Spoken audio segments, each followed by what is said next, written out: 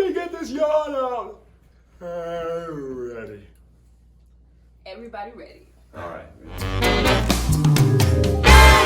Hey guys, it's Amethyst. It's Marv. And it's Sam, and we got our first guest today, the actor, director, writer, musician, the super talented George Lott. You know him from Little, you know him from Shaft. Man, this man is the man, and we are so excited to have him here. So, the topic for today is living in your truth. And for me, I feel like, man, I'm gonna go all the way back. When I was a kid, I'm gonna be short. But it was hard for me to communicate with people. You know, it was hard for me to just basic stuff like we're about to go out with my parents and, you know, I had to go use the bathroom, but I was like, I'll be quiet or whatever, you know what I'm saying? And my parents knew. They was like, man, it's like, go use the bathroom. I know, we know that you want to. So it's a big thing, just letting people know like how you really feel and not hiding it and not being uncomfortable with your people, with strangers, whatever. It's a big thing. I'm gonna pass the ball to George Lott. Like, tell us a little bit about how you feel about living in your truth, being honest, you know? Yeah, I think for me, living in your truth is just being one with self.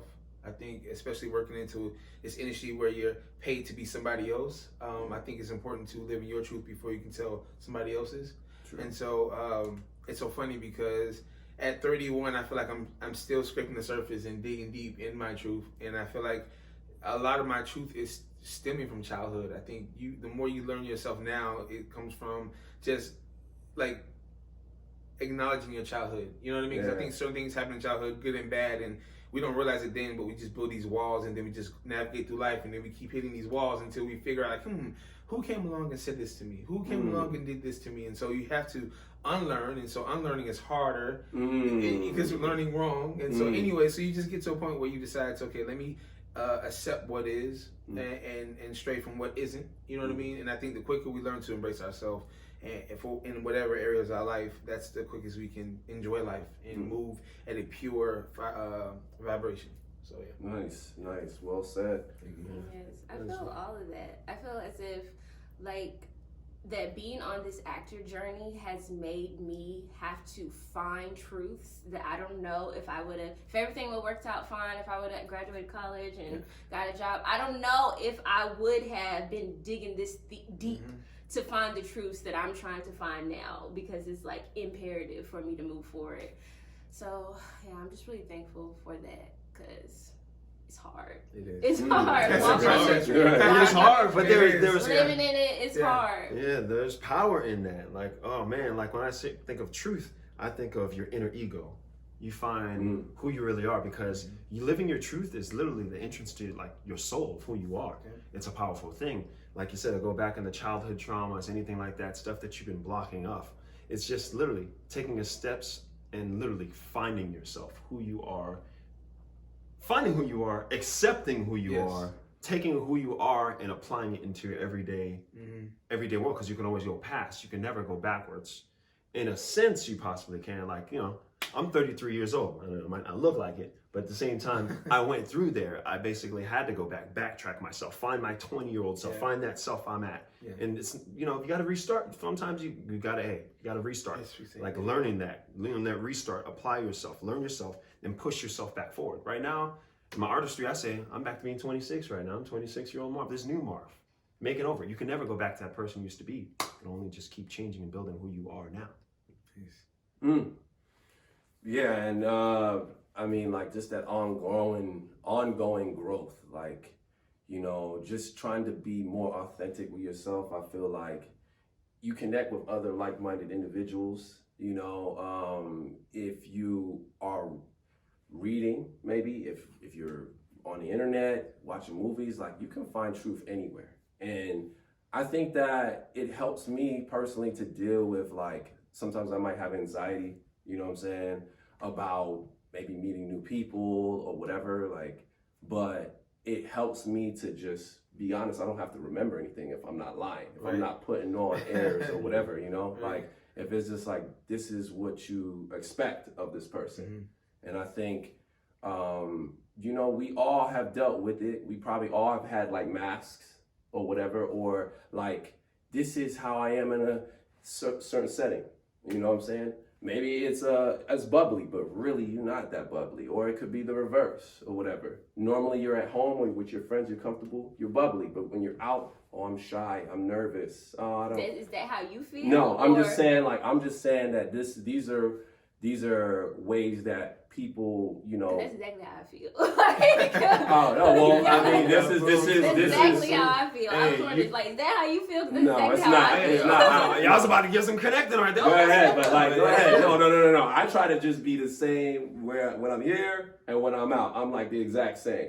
But speak on that. I mean, I think that's one of the things that I've really been having to work on because, some people that know me, if you know me from college or, my best friends know me, it's completely different than how I may act around my family or completely different than how I act around strangers. A lot of people just oh, you're probably just da-da-da-da, and so just talkative and da-da-da. I'm like, I mean, I try to be that because I know that's what people expect, but I'm not really like that. And I just had to just be comfortable and be like, well, maybe you're an introvert. Maybe you've just been forced to be an extrovert your whole life because that's what people thought you looked like. And I was always put in that role. I was always, if I'm working, I'm going to be up front talking to people. They're going to put me up there. That's just at church. They're going to put me up front. And I don't like that. But I learned to just work with it and go with it. So, and then now it's just learning to be okay that you're not always comfortable. Yes, being okay with yourself. Yes, being okay with yourself. Do you think it was your personality more or your looks more or the combination of why you felt like every time people were going to put you up front and then that happened? You're like, hey, well, everybody's always picking me. I think people know that I'm good one-on-one. If it's one-on-one, I'm very good. Or a small group like this, just the four of us, I'm really good. But multiple people, I'm not as good. But I just had to learn how to be better. And I do think it's oh, you're aesthetically pleasing. We want to put you in front. I do think that happens too. What you feel like on that? I think it is easy to have to decide who you want to be around different people. I'm not going to lie and say I don't. I think depending on who you are and the energy I get, you get a different version of me. It's not necessarily fake, but I choose to be selective with the energy I share. I'm always myself, but I think we all have these different personalities that other people can bring out.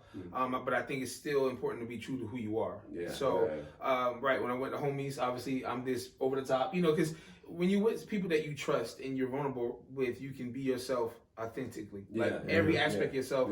When you're with strangers, you don't know how they will perceive you, and it's not about pleasing them, but you don't want to start creating this thing. You put on say the right things, do the right things. Right, good first impression. Right, you know what I mean? Because your homies know you, so they've grown with you, and these people who've never seen you from anything, you give them too much at one time, it can be too much. And again, it's not about pleasing them, but you have to be careful, especially when you work in an industry like us. You don't want to screw yourself over. You know what I mean? So you want to be professional as much as possible, and then when you've built something, then you can let people a little bit more closer as you go on. You build that bridge, you can start bringing stuff along on the other side. Yeah, absolutely. So, what about you, Marv? Let us know about how you feel about just expressing yourself. Hey, express yourself. It's just overall happiness, man. Just the way you feel on the inside. The way you express yourself is how you feel. We all know that. It's just, do you feel okay with that? I say ego in oneself. Ego goes a long way, not for the way you're perceived, the way you put yourself out there. It's the way you accept yourself first. At the same time, oh, I'm not going to do that, or damn, I really should express this now, but I'm not. Why do you feel that? Because do you feel you belittling yourself? Sometimes to start on something, you're belittling yourself before you even take it out on someone. That was I don't know if you guys read the 4 agreements, where it was talking about, I think the 3rd agreement, don't take things too personal. Sometimes there's a personal effect on yourself by something someone else did a long time ago. It could affect the way you treated everybody else. And that's the way you treat yourself inner. So it's just... That's deep. No. That's very deep. But man, I think George made a very good point. Is I try to be myself in every situation, how I feel, try to be comfortable, but at the same time, I'm truthful to who I'm dealing with. If I don't know you, I'm just gonna, I'm still gonna try to treat you like an old friend, but because I want to be comfortable. But I'm not necessarily gonna treat everybody the same, be in every situation, but I try to be as, authentic as I can be. And It works for me. It works for me. And yes, like Marv said, we need to definitely be careful on the things that we went through and how we treat others. Yeah. And they may not deserve it. Or treating people that screwed us over, treating the new people that don't know us, you know, as, hey, well, my ex was like this, so, or you look just like mine, whatever. Like, and the signs, what sign are you? I hate oh my gosh. I'm sorry, I gotta chime in on that. That's like another way to justify, because I'm a blah blah blah. I can do this. Yeah, I'm a Capricorn because I can do Gemini, this. No, you are who you perceive yourself, and you apply to people around you. If energy works the way you say energy does, use your energy, what you're feeling in your truth of your moment, to express yourself. Accept who you are, accept the situation around you, and work with it in its best. There you go. Church. And get rid of them excuses. I used to this. I went through that. I went through you this. Oh, you know what? This. I'm from here. That's almost an excuse. You being from a certain city or place is an excuse to be something. I take that hardcore. When I moved to Florida, I'm like, yo, I'm from Brooklyn, B. Yeah, we don't. You know how we run that junk? Like, you know, I ain't gonna get into it, but you know what? That's for another. I think it's good that you should acknowledge, your flaws, but after you acknowledge them, now it's time to work on them. Yes. And to make things better. Yes, some people haven't even got to the step of even acknowledging, like, that's just how I am. But you need to acknowledge why it's bad, or why you may need to change that, and then work on it. Okay. Yep. And we're going to give George the last word before we wrap up this amazing episode. How would you like to end it on? The last thing you like to say. Ultimately, walking in your truth is the continuation of growing. Once you stop growing, you're dying. And so that is the thing. And to know me now is the current truth. If you knew me 10 months ago, you don't know me. And so I'm always changing. And so that's my thing. It's to walk is to move forward, to continue to grow and unfold. You know what I mean? Yeah. So, yeah. Oh, yes. Well, I don't want to say anything after that. I thank y'all for watching this episode. We got the amazing George Lott up on here. He got big things coming his way. The big things. You know, F-Boy Free. He got the trainer. A lot of heat is coming from this man. And it's a pleasure to be our first guest on here. Hey, we out of here. This is how we do it.